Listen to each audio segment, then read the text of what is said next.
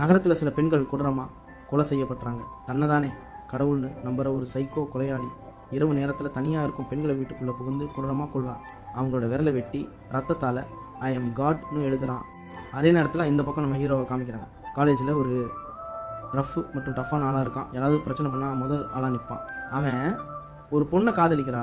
அந்த பொண்ணு பேர் சிந்து. அவங்க 2 பேரும் ரொம்பவே க்ளோஸாக இருக்காங்க. எந்த அளவுக்குனா கிளாஸ் ரூமையே லாக் பண்ணிவிட்டு கிஸ் பண்ணுற அளவுக்கு. அவளை யாராவது பார்த்தாலும் அவனுக்கு பிடிக்காது. அவள் யாரோட பேசினாலும் அவனுக்கு பிடிக்காது.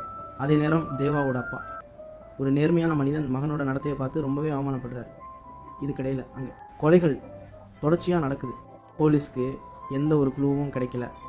அது ஒரு திட்டமிட்ட சீரியல் கில்லிங்னோ தொடர்ச்சியாக 3 பெண்கள் கொலை செய்யப்பட்டிருக்காங்கன்னோ போலீஸ் கண்டுபிடிக்கிறாங்க. இந்த கொலைகளை கண்டுபிடிக்க சஸ்பென்ஷனில் இருந்து ஒரு அதிகாரி வராரு. அவர் பெயர் பரத். பரத் ஒரு முக்கிய விஷயத்தை கண்டுபிடிக்கிறாரு. நடந்தது 3 கொலைகள் இல்லை, மொத்தம் 6 வேறு வேறு மாநிலங்களில் ஒரே மாதிரியான பேட்டர்னில் நடந்திருக்குன்னு சொல்கிறாரு. இங்கேருந்து படம் மெதுவாக ஹீரோ பக்கம் போகுது. தேவா சிந்துவை வீட்டுக்கு அழைச்சிட்டு வரான். இவ பேர் சிந்து, நாங்கள் 2 பேரும் லேப் பண்ணுறோன்னு அவங்க அம்மா அப்பாட அறிமுகப்படுத்துகிறான். அதுக்கப்புறம் தான் ஹீரோக்கு அவன் காதலி சிந்து பற்றின சில உண்மைகள் தெரிய வருது. அதுலேருந்து தேவா சிந்து விட்டு விலக ஆரம்பிக்கிறான். அதனால சிந்து சூசைட் பண்ணிக்கிறான். இதை தெரிஞ்ச தேவா அவளை மன்னிச்சு கல்யாணம் பண்ணிக்கிறான். ஆனால் கல்யாணத்துக்கு பிறகு சிந்து மொத்தமாக மாறிடுறான். சொத்து பங்கு கேட்க ஆரம்பிக்கிறான். போலீஸில் பொய்யா டொமேஸ்டிக் வயலன்ஸ்னு புகார் கொடுத்து தேவாவோட அம்மா அப்பாவை கைது பண்ண வைக்கிறான். அந்த அவமானத்தை தாங்க முடியாமல் வீட்டில் சிலிண்டரை வெடிப்பை ஏற்படுத்தி தேவாவோட பேரண்ட்ஸ் தற்கொலை செஞ்சுக்கிறாங்க. தேவாவும் அந்த விபத்தில் இறந்துட்டாதா எல்லாரும் நினைக்கிறாங்க. ஆனால் தேவா உயிரோடு இருக்கா. ஒரு நாள் தேவா ரயிலிருந்து குதித்து தண்ணியில் விழுறான். தண்ணியிலேருந்து அவன் மேலே வரும்போது ஒரு சாமி சில அவன் கண்ணுக்கு தெரியுது.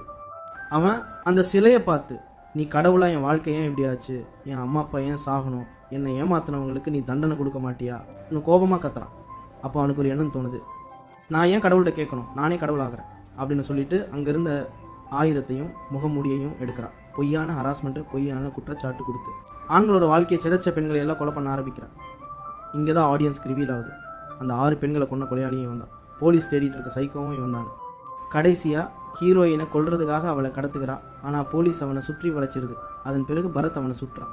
ஆனால் கடைசி மூச்சிலும் கூட அவன் அவளை பிடிச்சி கொண்டு பின்னால் இருந்த நீர்வீழ்ச்சியில் குதிக்கிறார். அதன் பிறகு பரத் சீரியல் கில்லர் இறந்து விட்டான்னு ப்ரெஸ் ரிப்போர்ட்டர்ஸ் கிட்ட சொல்லிடுறான். அந்த நேரத்தில் அங்கேருந்து எல்லாரோட ஃபோன்லேயும் ஒரு மெசேஜ் வருது. போலீஸ் நான் இறந்துட்டேன்னு சொல்லுவாங்க. ஆனால் நான் இன்னும் உயிரோடது இருக்கேன். ஏன்னா நான் கடவுள். பொய்யான கேஸ் கொடுத்து ஆண்களோட வாழ்க்கையை அழிக்கிற எல்லா பெண்களையும் கொல்லுவேன்னு சொல்கிறான். அதோடு படமும் முடிஞ்சிருது.